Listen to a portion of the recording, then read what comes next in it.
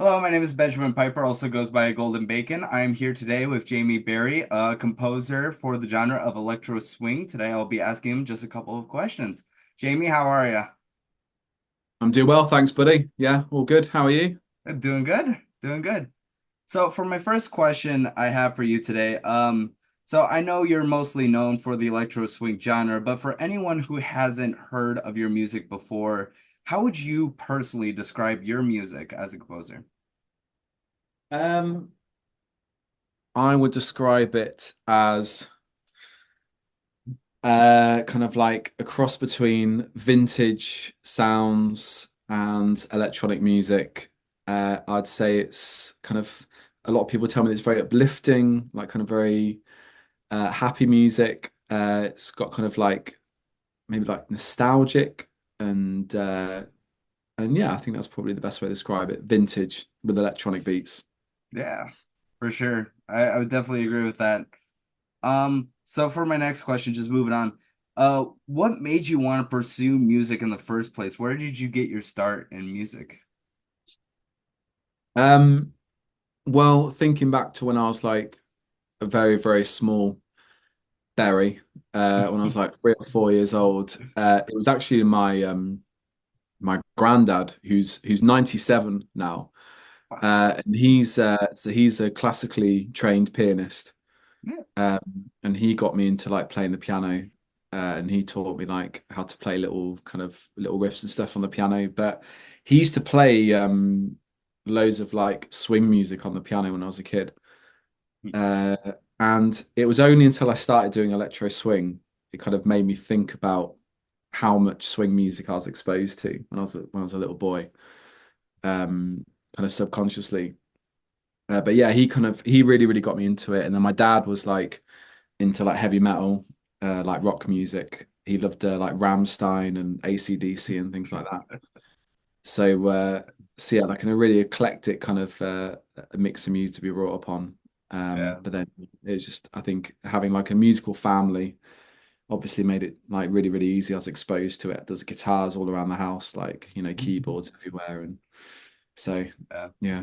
Did you watch any like old films that kind of inspired that because of the electro swing? Did you ever watch any of those classical films that kind of went along with that? I wish I could give a really beautiful answer to say yeah, I've watched Charlie. No,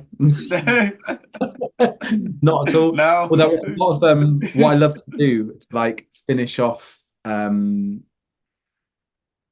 because I love making it so that when people listen to it, there's like lots of little details and there's kind of like and I mean, I guess a lot of people do it now, so it's maybe not as interesting. But maybe like a few years ago, I used to kind of put little samples from films in there or little adverts. I'd like listen to like 1930s adverts and then find there's little like sayings where it's like this will be great, and then kind of like chop it and put it in.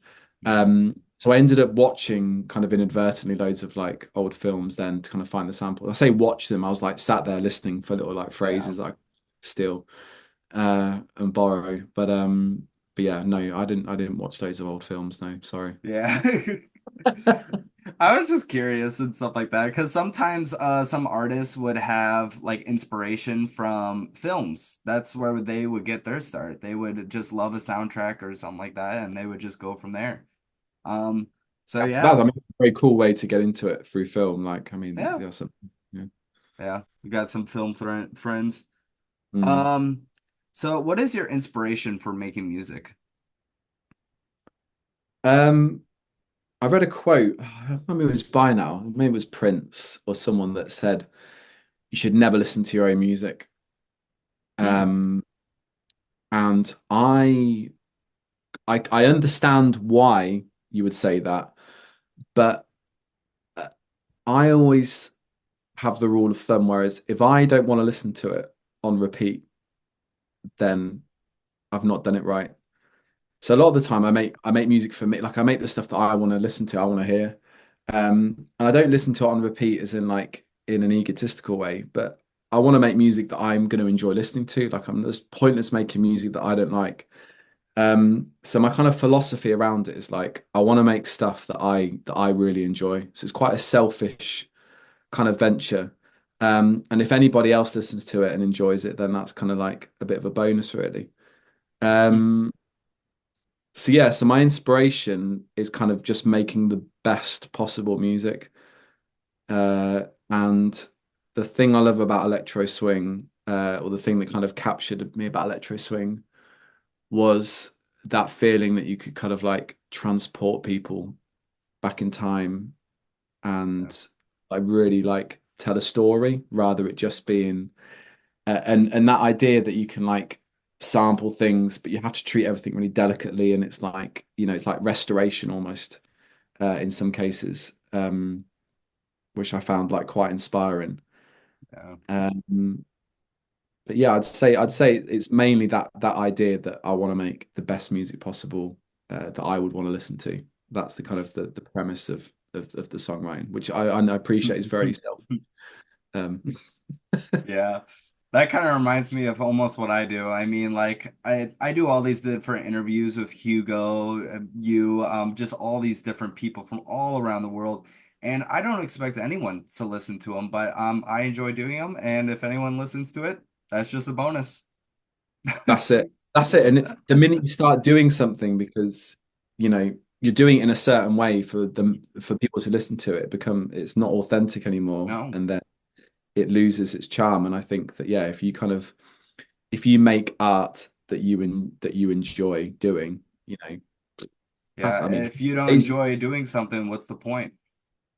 no, exactly. The music industry is, it's full of pitfalls, and I've kind of, you know, a couple of times almost fallen into it and kind of made the mistake of being like, right, you know, what kind of music do I need to write to get maximum exposure and get the most amount of followers and listeners, and it always backfires every time because it's just, it's not, people can tell that it's not you, it's, Yeah. um, so yeah, it's important. Yeah. Well, that's just great. I mean, that's a good answer. So I got two pretty hard questions because everyone gives a certain answer or a different answer. Who's your favorite artist and what is your favorite song? It's a very difficult question.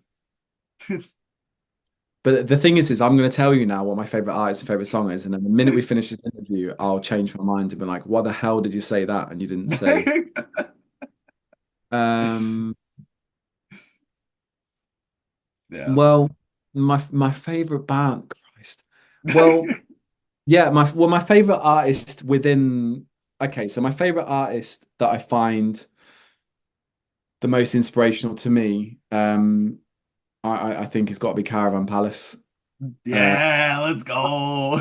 yeah, I absolutely adore Caravan Palace, and I think yeah, everything about them is amazing. And if it wasn't for them, um, I think the genre itself would have kind of you know died a death Wow. maybe a long time ago. Yeah. And then they're the most innovative, uh, you know, the most innovative artists out there in terms of the genre, and they really are. Wow. I love listening to them. But then I don't know. But then I don't know. I really I also really love Daft Punk as well. Uh, the Discovery album is one of my favorite albums. Um, favorite song? I don't know. I don't know if I can even answer that question. That's a really difficult question. I don't have Yeah. a favorite. You can't make a Favorites? favorite. You can't put No. favorites. But I'll let Caravan Palace know you think they're your favorite. I'll Please let do, yeah. Hugo. I'll let Hugo know. So what is Hugo? Because is Hugo the producer? Is Hugo's he? the violinist. So he was the Ah, former right. he left in 2018, but Hmm. he's still very much connected. He's still, they're basically family. He's been with them for years, years, years, years. So, that's that's my connection into it, but I'm on their Discord server and shout out to the Discord server. It's a great community and that just basically you can find anyone anywhere and it's just a good time. So, including the members. I know Zoe loves to go on there a lot, and she just talks with us and just goes like, "Oh yeah, yeah, yeah, do this, do this, do this." So I'll let her know. Yeah, Please do, yeah. Tell them yeah. I'm a fan, and yeah, and thank you. We pretty could get a amazing. collab going.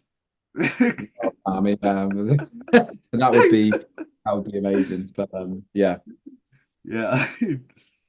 So, w one of the better questions I wrote up was, what is it like to collaborate with so many talented people like Octavia Rose and Rosie Hart and Little Violet, some of these amazing singers? What is it like to collaborate with them? Oh, it's amazing. And it's so exciting because I don't know, it's probably different for Caravan Palace because there's quite a few of them. It's like they can, but I spend a lot of my time producing on my own. And that sounds like I'm, getting the little violin out as a sob story, but it's like my happiest place is sat on my own in a room just making music. And then when you bring in a vocalist, it's it's so nice to add like another dimension to the song and to have someone else to kind of like bounce ideas off. Mhm. Um, so yeah, so it's great. I mean, Octavia, um, I don't know if you know, but me and Octavia, I think she was like 17 when we met. Oh. And I discovered her on SoundCloud.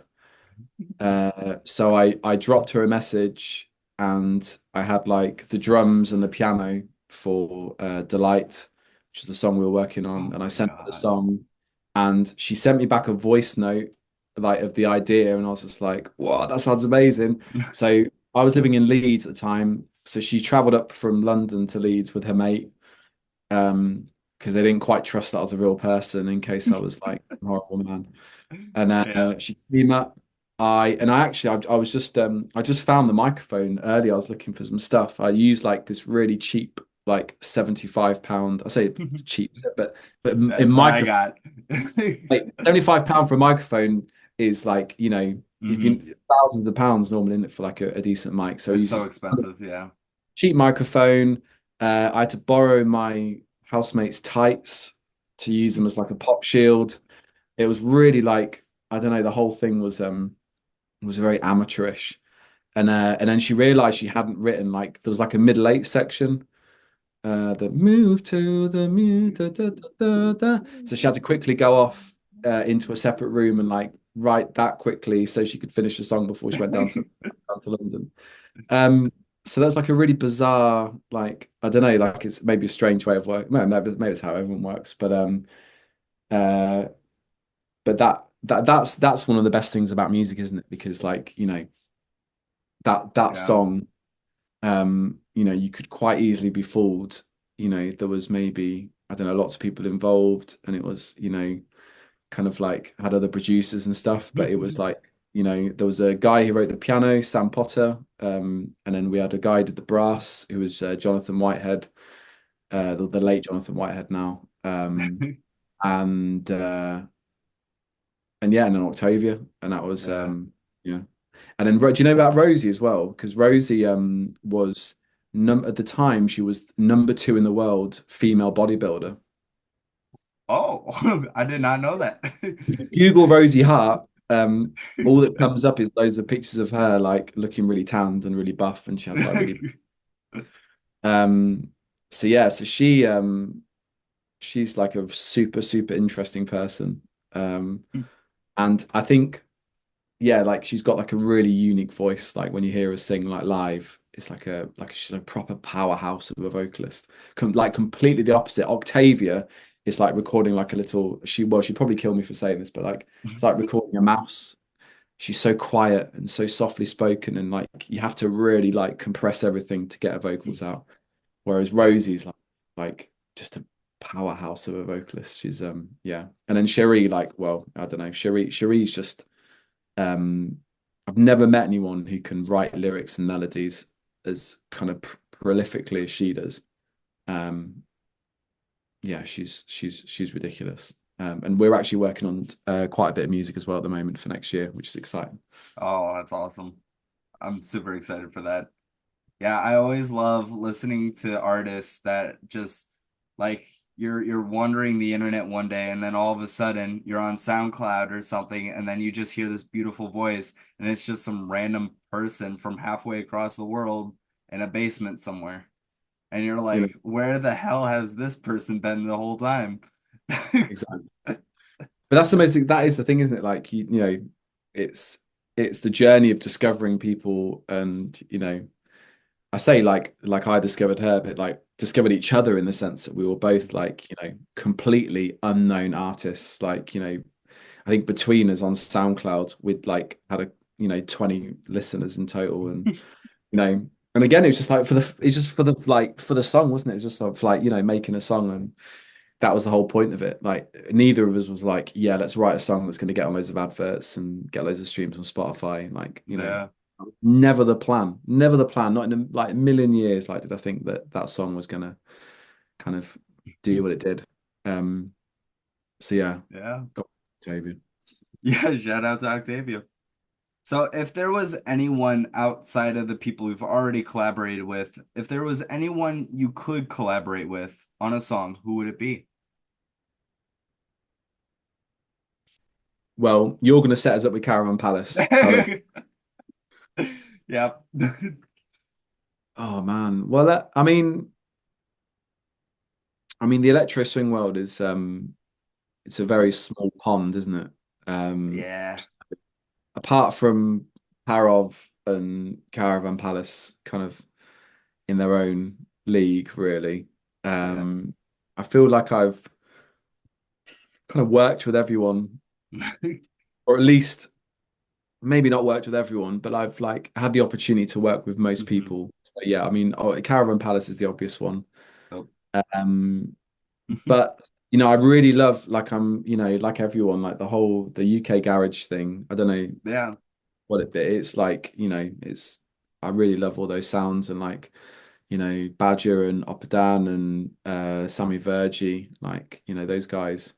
Like I love their music. So Mhm. maybe yeah, like it'd be interesting to see how that would work out, a really, really good UK garage track with the Yeah. vintage theme. I know there have been electro swing or vintage tracks done with like UK garage, but yeah, to Yeah. be done by one of those guys, I think would be amazing.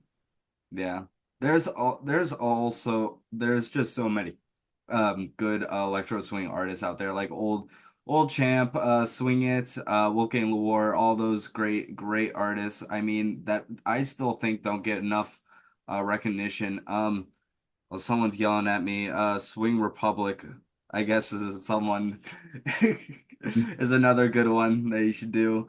But I would love to get them all on here. I mean, yeah, I do electro swing, but like at the same time, I do so many different genres. I interview, city pop, other different genres. But it always is interesting who's gonna come up next because, yeah, we're in the roaring 20s right now, Mm, 2024 here, almost yeah. 25. But I would just love to see where this genre goes because do think it's a really unique genre that just given the right circumstance on the right day could easily blow up into mainstream. But Yeah. yeah. Well, I mean, I guess in some cases already has. Yolanda Be Cool with We No Speak Americano, you Mhm. know, Gramophone Z. Uh, it has made it into the echelons of the mainstream, but people probably don't know the genre as being electro swing. They just know they like the song, which. Yeah. But I don't know. I don't really follow it too closely, but I know people Okay. have said to me that electro swing is kind of on a bit of a downwards trajectory in terms of its popularity. And I think part of that probably is there just aren't enough new artists making innovative electro swing because, let's be honest, a lot of electro swing, and I'll count myself in that as well, camp as well. It can sound very similar. Um, which is why Caravan Palace is so special because they Mhm. managed to always do Yeah. something that you just wouldn't even have like begun to thought of in terms of like the sound design. But yeah, anyway, I'm going on a tangent now.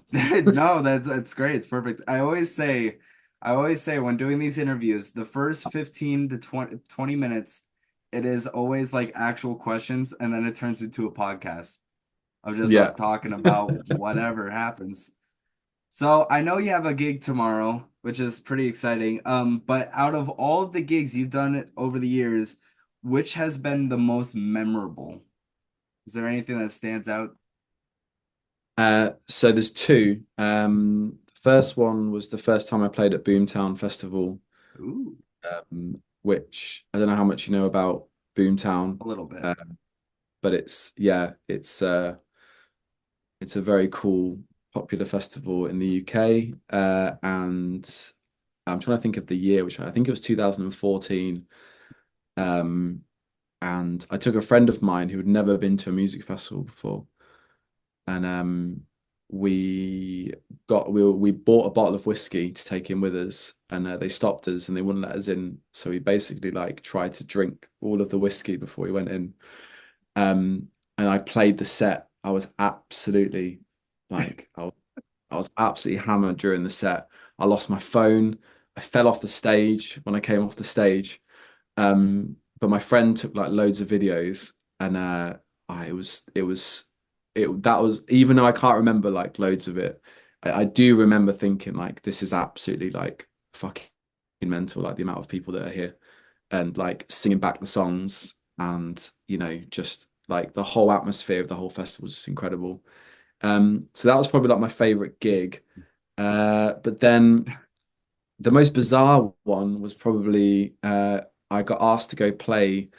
They call them like secret members clubs. Okay, so you're only allowed into the club if you're a member, and people pay like loads and loads of money to be a member. So it was in Mayfair in London, um, and it was there was loads of like random celebrities there. So Rod Stewart was there Oh, with his yeah. wife, and loads of like kind of so it was just like a really like secret underground club which nobody was allowed into unless you were like these like I know they had do you know David Cameron? He was like an ex UK Prime Minister. He's Oh, part of it as well. Yeah, like just it's oh, really like, weird like and yeah, they asked me to go. I did a 7 hour DJ set, which was like again ridiculous, such a long time to play for.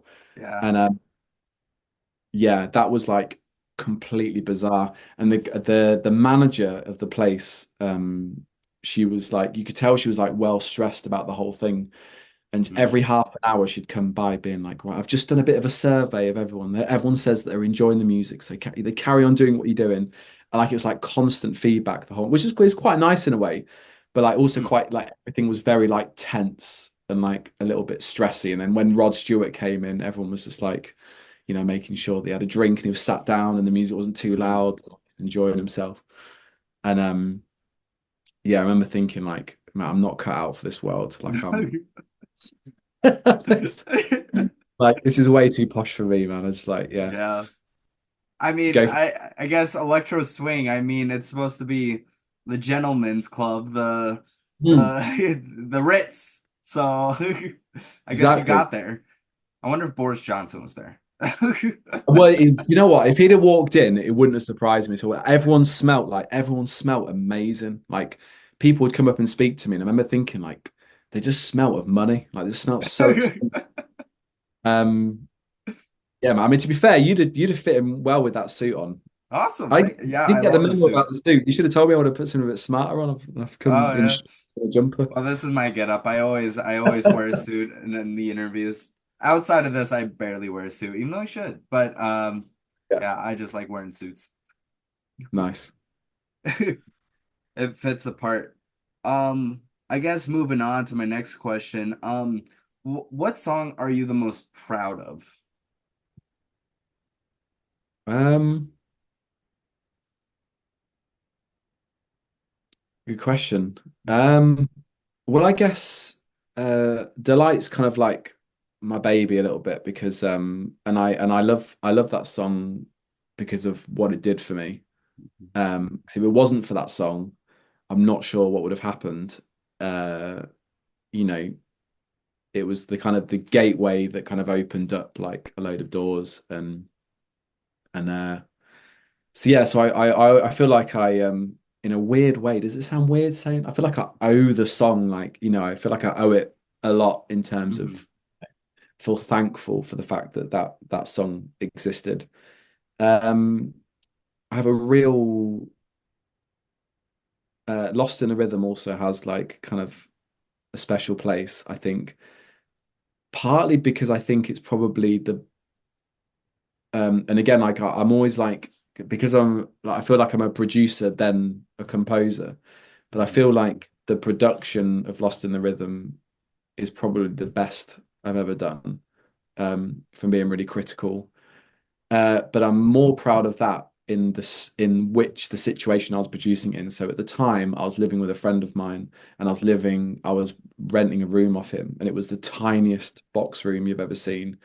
And like, if you were to speak to anyone who knows anything about music production, everything I was doing was completely wrong. The speakers were like right against the wall. So the first rule of like, if you're trying to set your room up to make it acoustically treated, don't Yeah. have your speakers against the wall because it causes all sorts of problems.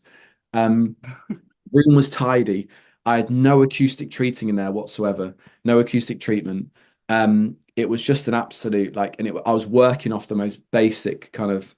So to get that kind of like to get a song to sound like that, in that kind of situation, I think just it's kind of like quite nice because it just goes to show, doesn't it, that you don't need like, it's you're Yeah. better off having very basic software and Hmm. very little and learning how to use it really, really well. Yeah. Having like, hundreds of thousands of pounds worth of equipment. And I mean, I'm glad you can't see my whole setup Yeah. because if you saw it, I think you'd be slightly underwhelmed and a bit disappointed because it's so basic. All I got It's is a mic and a mixer. That's all I got, That's man. it. Well, that's all you need, man. That's all you I need. Like you don't need this like I mean, you don't want to know what I did when I was making music. Gosh, I mean, that was just an iPhone. well, it's do you know That's what? all I had. That's all But I these are amazing things with an iPhone. It's honestly like that. CapCut That's and an that's all the fun iPhone. of it, though, isn't it? Yeah. Exactly. Yeah, I just love tweaking my own voice, and yeah, it stinks, hearing your own voice all day trying to make music, and then but eventually you get the gist of like, okay, maybe I can do this or that, and then it just kind of falls into place. So it's all worth it in the end. And believe it or not, your story is actually not the first time I heard about that.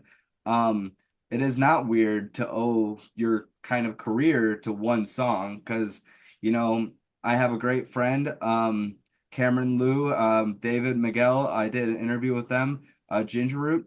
They're one big hit wonder. Well, not one big hit wonder. It just continued, but their big Mm. hit was Loretta. If it weren't for Loretta, they know they would not be where they are today. And they still say that. They still admit, like, man, if it weren't for Loretta, we wouldn't be here. Yeah, So it's not the first time. amazing. Yeah, I'm sure. Yeah, I'm sure lots of people feel the same way. Mhm.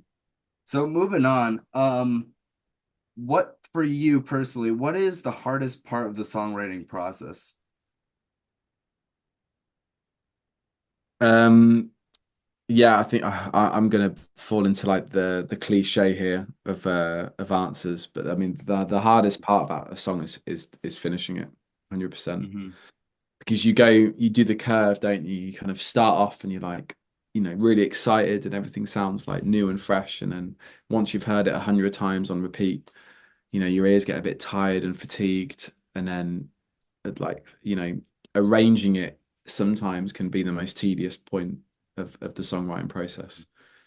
Um, but I have kind of a weird obsession with not having more than like two or three projects at the same time.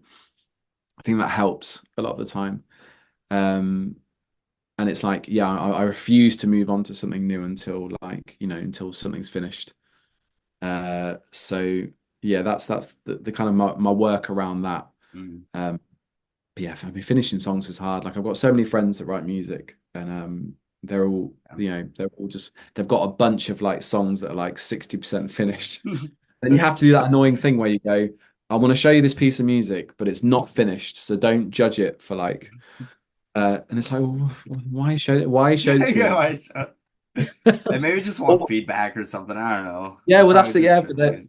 But if they wanted feedback, they would have said, "Here's a song. Can you give me some feedback?" But it's like, "Here's a song, but it's not finished yet." So basically, that's a way of saying you're not allowed to slag it off or say anything bad about it. You have to just listen to it and then imagine what it could possibly end up like. Mhm. But Yeah, yeah, that's pretty funny.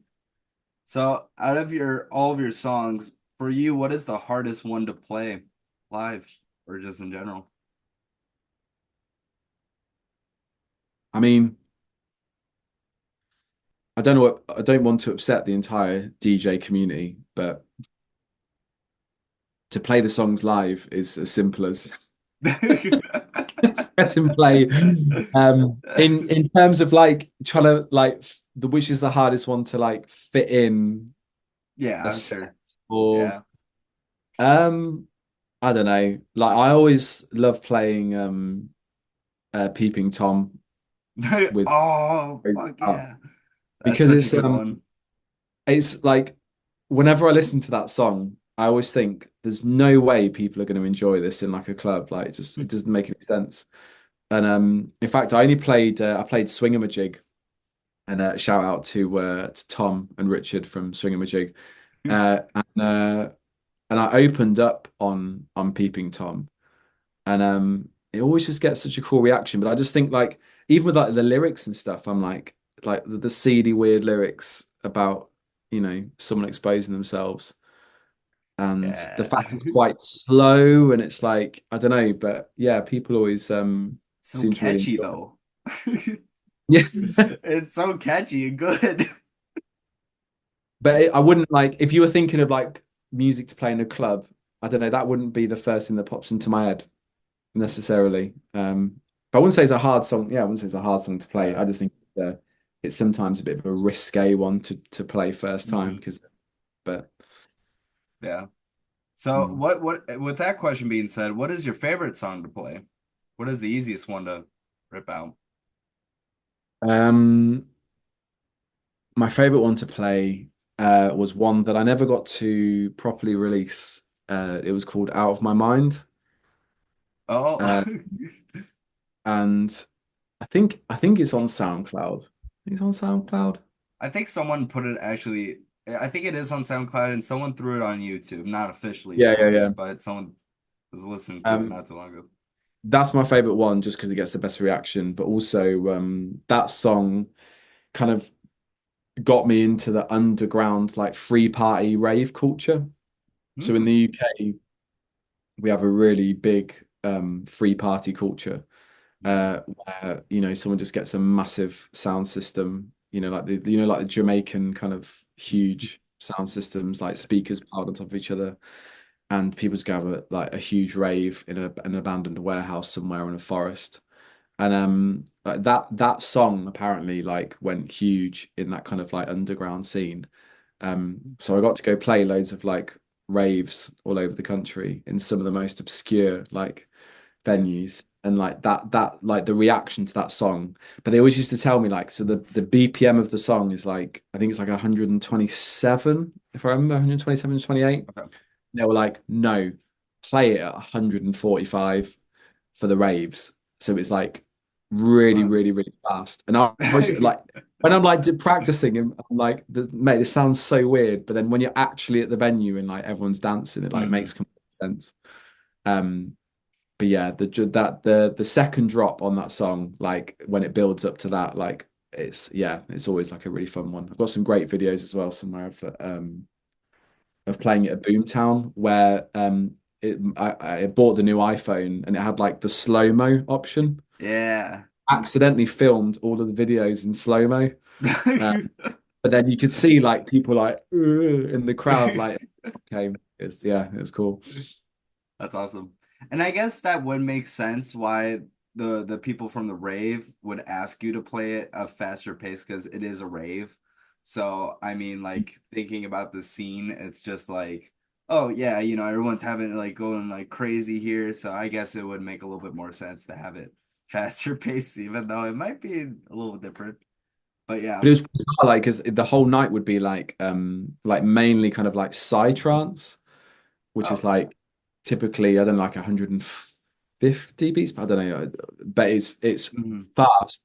and the whole evening would be like it'd be quite dark, kind of dance music, no, not really much melody, mostly just about the kick and the bass Mm. and the feeling rather than, and then it'd stick me on like in the middle of between like a techno DJ and a psytrance DJ, and then I'd come on and it'd all be like da, da, da, da, da, da, da, da, da, da, and then like violins and brass and like all this kind of stuff. And I'd always proper shit myself before I played because I was thinking, there's no way this is going to sound any good. Like, there's no possible way that people are going to enjoy this.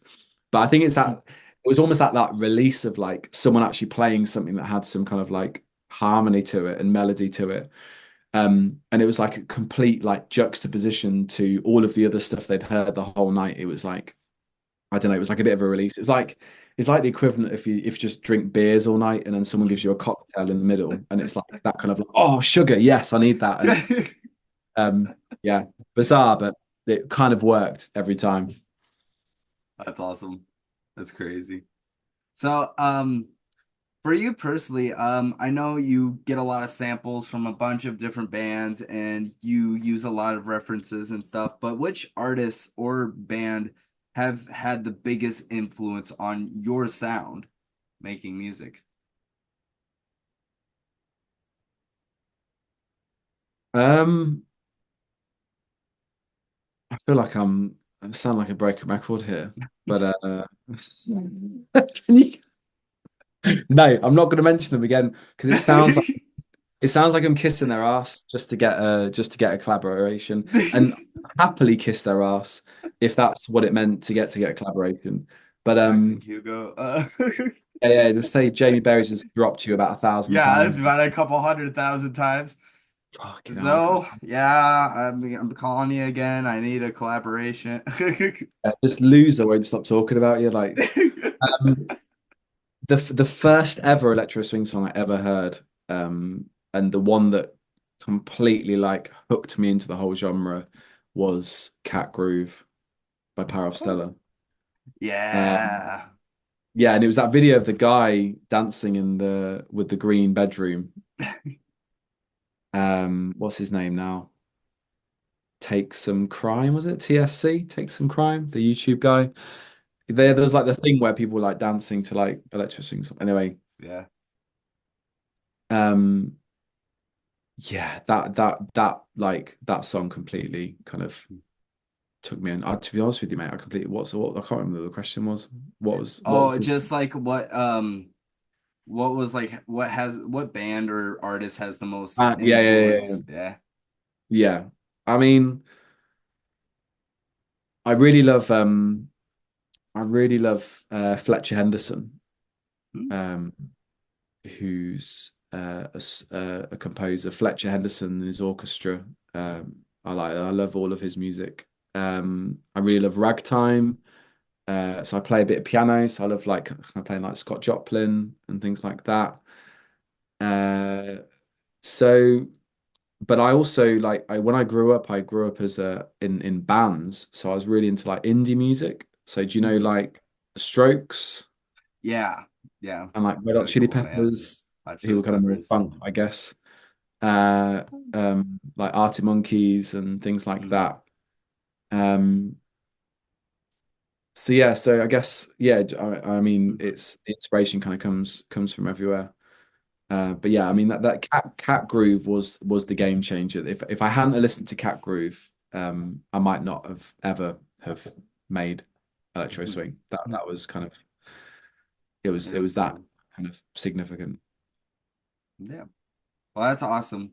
So, I guess moving on to my next question. How do you balance Swing's vintage acoustic elements with the electric beats and synths? So, how do you balance kind of your samples to the newer era of electro swing?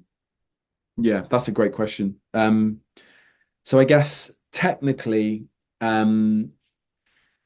it's about making sure that you pick your electronic sounds really carefully, because it all needs to kind of match up nicely with like the vintage sounds. I mean, I've got to say, like Delight and Lost in the Rhythm and Peeping Tom don't use any samples. It's all like original music. But then I do have a lot of songs that also have kind of samples where it does kind of use like 1920s music and stuff. Um, but yeah, it's just about like sonically balancing the sounds together, and one of those kind of like it's that geeky kind of production thing where you spend lots of time trying to make things sit nice in the mix and choosing the right samples. Um, so yeah, but recently, like when I first started doing it, I guess I was listening out for samples that I could like cut into like a little loop and then stick a drum beat underneath it and then be like, oh, that's a great song. Like Sweet Rascal was a great example of that, of where I found a song that sounded amazing. I was like, right, I'm just going to turn this into like, a dance song. And then whereas now I kind of like work the other way around. So like I'll write a piece of music and then I'll find little tiny parts of kind of songs where I can like add them in as like a texture rather than like having the whole song as like, Mhm. kind of just looped kind of thing. So it's more for me more now it's like it's kind of adding like texture uh to the music, sprinkling it in so you kind of get those little like um I've actually got and you heard it here first. I've got a Christmas song coming out uh, in December, which is mental. Let's Uh, go. like it's a vintage electro-swing Christmas song, Yeah. completely original.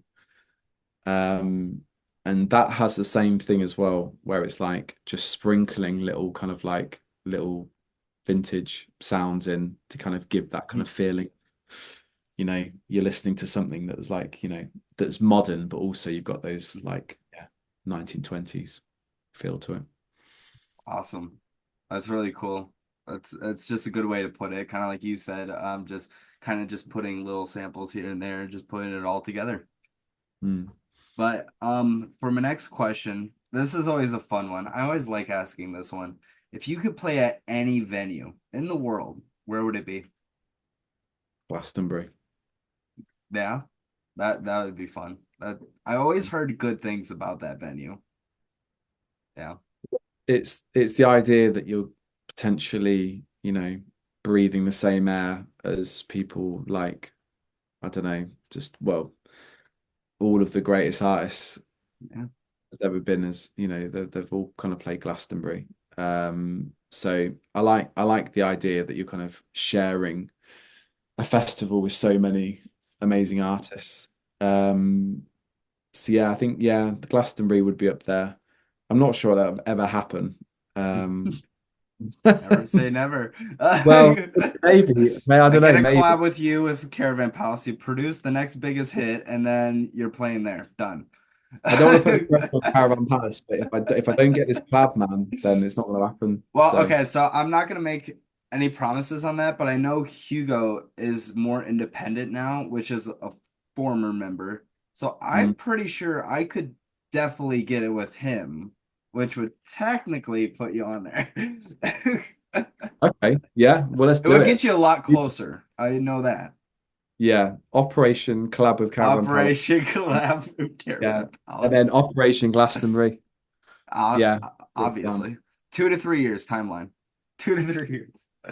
But then I hear like I don't know that, but I was kind of almost like a bit obsessed with doing Glastonbury a few years ago, and Mhm. I'd have done almost anything to get there. But then I hear too many stories about artists being like massively underpaid and like Oh.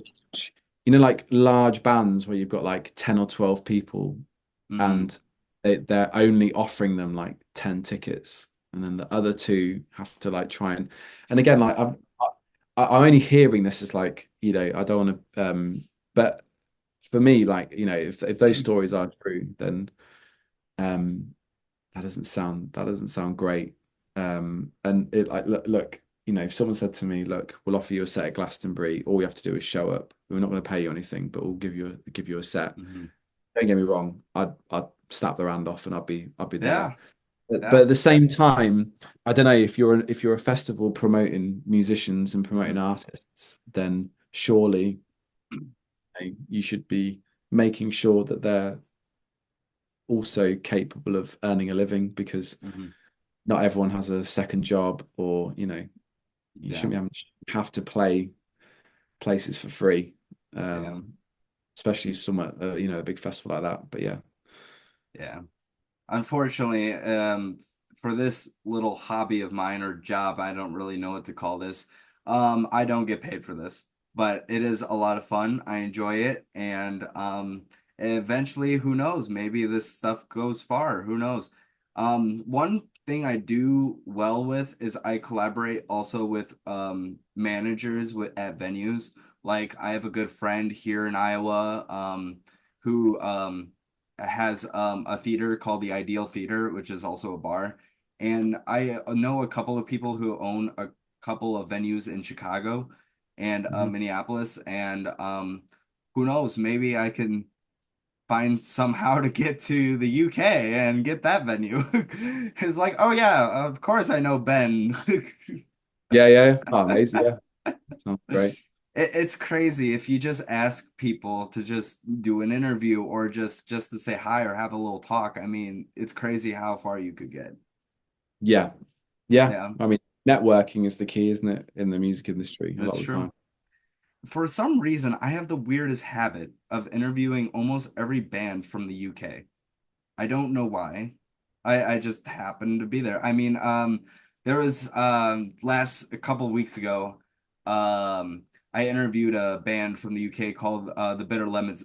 Very small. They're from Birmingham, but Birmingham has a lot of connections because there's not a lot of drummers. So pretty much there's like one drummer for every four bands. So all of a Really? sudden something like that. It's really weird. Wow. It seems that everyone knows each other. It's like a music kind of underground world. Anyways, so basically, all of a sudden, I did this one interview with this band, and then I got like four different invites from like other bands, and it's just like, hey, do you want to do an interview? Do you want to do an interview? And it's just like, okay, I guess we're interviewing the entire United Kingdom. I would love to have, of course, for me, Wolfgang Loor, if you're hearing this, just saying. Or there's a smaller band called Swing It from the UK. I they're just great. They're just awesome. I'd love to just talk to them. I don't think I've spoken to Swing It, but I can definitely put you in touch with Wolfgang, Let's go. for sure. And I think he'll be keen as well. Oh, He's yeah, it'd normally be cool. yeah, yeah, Yeah. yeah. Well, I'll put awesome. Oh, how about this? I put you in touch with Hugo, which will get yeah, you into Caravan Palace, and you put yeah. me into Wolfgang War. Yeah, sack off Jamie Berry. I just want to be part of Caravan. I'm Yeah, ready. yeah. God, who can we? Fendi, you're here. Who can we add Jamie Berry somewhere? We could just have him as someone. I don't know I'll make who. tea, I'll get biscuits, and I'll shake a Yeah, tam. he'll play the triangle. He'll play Yeah, the yeah, tambourine. yeah.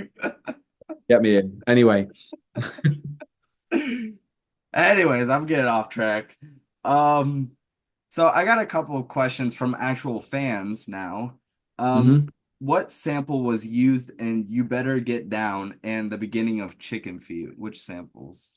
Do you remember at all? Chicken feet was all original. It was all done. All of the brass was done by a guy called Andrew Griffiths, who's based in Wales. And I work with him quite a bit on stuff. So yeah, he did all of that.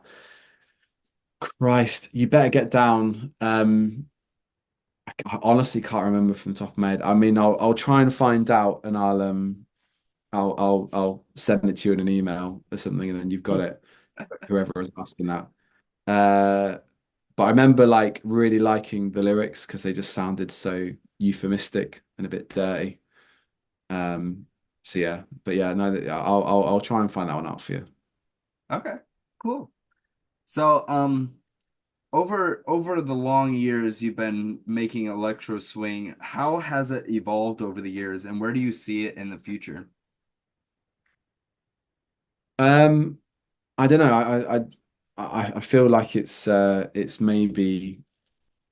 Well, I'm talking like I know. I don't know. I don't have any like I don't have any statistics to say, you know, it's getting more popular, it's getting less popular. I know that there's a lot of electro swing out there now, a Mhm. lot of electro swing, um, which, can be a good thing. It can also be a bad thing, because what you don't want is a lot of mediocre, kind of poor music being pumped out. And then when people try and discover the genre, they get the wrong idea. Like, if someone discovers electro swing, who are the people you really want them to be able to do first? Like, right, Caravan Palace, get that in your ears. Power of Stella, yes, Mhm. Little Violet, all of these people, like, you know, I know Mike from Dirty Moonshine wouldn't want to be roped into the electro swing scene, but like, yeah, that kind of vintagey, you know, so I think as long as these people are still making good quality music, then the genre will kind of carry on. But it's a very, very niche genre. Not loads of people know about it. Um, I don't think it's going to blow up anytime soon, any more than it has done. But what I do think might happen is that it might kind of come back round and have a bit of a resurgence. Mhm. Um, I mean, what are we in now? 2024. So Mhm. like I was thinking about I was thinking about some of the gigs I used to play because I used to play a lot in Germany and Mhm. in Europe, like, but mostly Germany.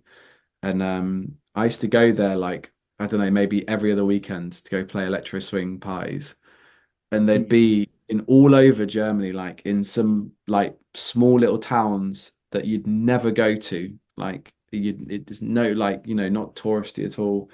You'd turn up on a Friday night or a Saturday night, you'd walk in and you'd get a club, and it was just rammed full of people dressed head to toe in like flapper gear. There was like gramophones hanging from the ceiling, and and you'd go in and you'd play electro swing for 2 hours, and people would go absolutely mad for it. Um, and that happened for a good 3 or 4 years at least. But I just don't know, like those parties, I don't feel like those parties exist as much anymore. Like there aren't as many electro swing parties. Um, I think that might be the thing that kind of slows it down, if that makes sense. But Mhm. but in terms of like, people listening to it, I don't know how many people listen to electro swing online.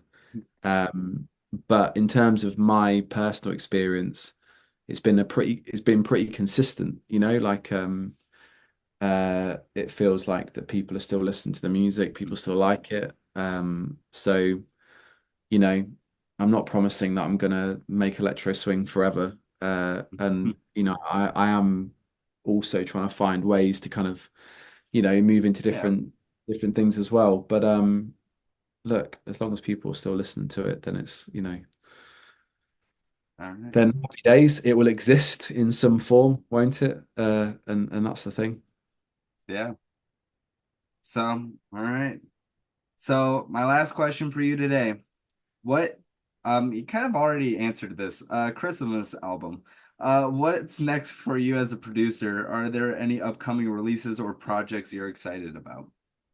Yeah, so I'm releasing and I promised I'd never do this because I really hate novelty. Um like the whole Halloween electro swing thing makes me like Yeah. I just yeah. But I promise you that it's not a novelty electro swing Christmas track. It's like a proper piece of music I've spent like a long time writing with another person who will be revealed. Um, and yeah, so it's not a novelty Christmas track. It's like a really thoughtful, hopefully anyway, and maybe people just be like, oh, you know, they'll make that decision. But in terms of like music, so I've got a bunch of new music coming out next year, with some familiar faces of people I've already worked with, some new people as well. Um, there's one particular track which I've worked on with a friend of mine called Krish, who's a guitarist. and Cherie from Little Violet, which I'm super, super excited about. I'm hoping that's going to be kind of coming out in probably February time, March time. So yeah, I'm really, really excited about that one. And then yeah, and then some of the bits and pieces as well, which I'm keeping under wraps for now. But yeah, lots of new music. Awesome. That's super cool, super exciting. Yeah. Well, that's all I got for you. I'll get you in touch with Hugo. I'll get you in touch with a couple people. Just see where it goes. Maybe we'll Yeah. see what happens. Um, and then me and Cindy will find a way in the next 2 or 3 years because we're the newer generation. We gotta find a way to save Electro-swing and bring it all back. Well, yeah, We gotta do it again. I We feel need like a I've been part like, two. I don't want to be like the electro swing like gloom Electro-swing. person and be gloom about it. Like, I mean, I mean, but you're kind of right. I understand. I mean, it didn't help that literally we finally got a Caravan Palace song on the big screen, and then it was Outer Worlds by Disney, and then that movie flopped. Like that did not right, yeah, help. yeah. No, Um, so and then I'm just like, okay. And they had that new album, Gangbusters Melody Club, so good. our back mate, Um, so good, I so good. City Cook just spoke to me because I Yes, work in the yeah, restaurant industry. yeah. That's my favorite song of the album as well. Yeah, let's go. Yeah, Um, they, yeah. I've spent far too many times sat there like listening to it, being like, how the hell do they make those sounds? Like, what do they do to like to just make it sound so like crisp and clean and beautiful? Like the melodies and like Mhm. everything about it is just amazing. And like I said, like if they keep on like making music like that, then look, the scene is gonna stay alive and it'll be a beautiful place. But the day that they stop making music, I feel like that could be, a worrying sign. But I mean, it sounds like they're cracking on. Hopefully, got a few more albums in them. So Oh, for sure. I don't think Caravan Palace is going anywhere. I think they have a pretty bright future. I know the album hasn't like blown up like Lone Digger or something, but like I know like if they can produce Gangbusters Melody Club, they could do anything. Like yeah, yeah. it's just that good. And they don't Like need to write another Lone Digger because those songs are so popular that they can just or they can just chill out now and just like yeah, write what they want to do. yeah. Enjoy. Well, weirdly enough, when I was talking to Hugo about actually, no, I did meet Caravan Palace. What am I talking about?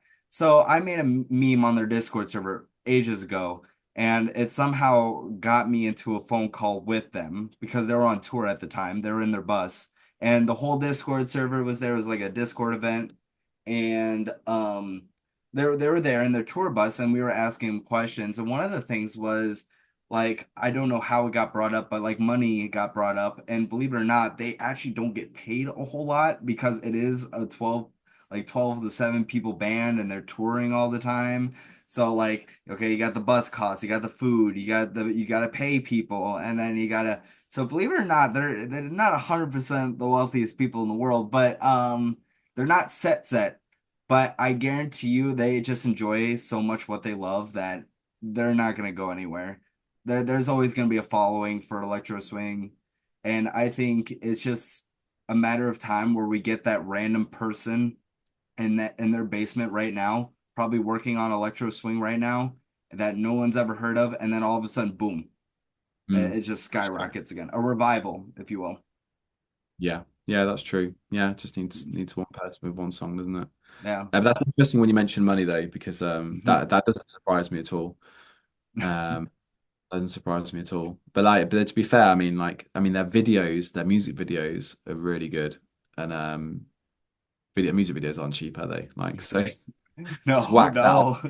And yeah, and touring isn't cheap, Yeah. so yeah, I'm sure the money gets spent. But Yeah. like, they're happy. They're Oh touring the world. God. They're writing amazing music. This has just turned into like the Caravan Palace fan club, isn't it? Like, I It don't really think has. you edit this out, this bit. Okay, okay. Maybe I won't. Yeah. Hey, you're not the only one. In 4 or 5 of my interviews, probably like almost all of them, I have mentioned you at least once. Yeah. Yeah, I was like fan clubbing over there, just like, oh, maybe he'll see this. I don't know. But Thindy wants me to make you join the Caravan Palace Discord server. I probably will. That's where Hugo is, basically. That's the easiest way to get in contact with them. But Never used Discord before, so it's a new one to me. But I'll have to sign up and yeah, it's not too hard. Do you remember like MySpace or Facebook pages and stuff? yeah, yeah, Yeah, it's basically that. It's literally just a blog post. You got general, you go in general, you can see everyone. It's just a giant chat log. That's all it is. nice, It's basically like a giant group chat. That's all it cool, is. But yeah, I'll teach you the ropes.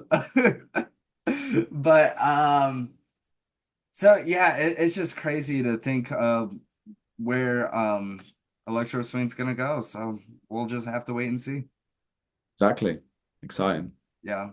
All right, Jamie, thank you so much for being here. I really do appreciate it, man. Yeah, thank you for inviting me. Nice speaking to you, man, Nice and nice speaking to to you. Awesome. All right.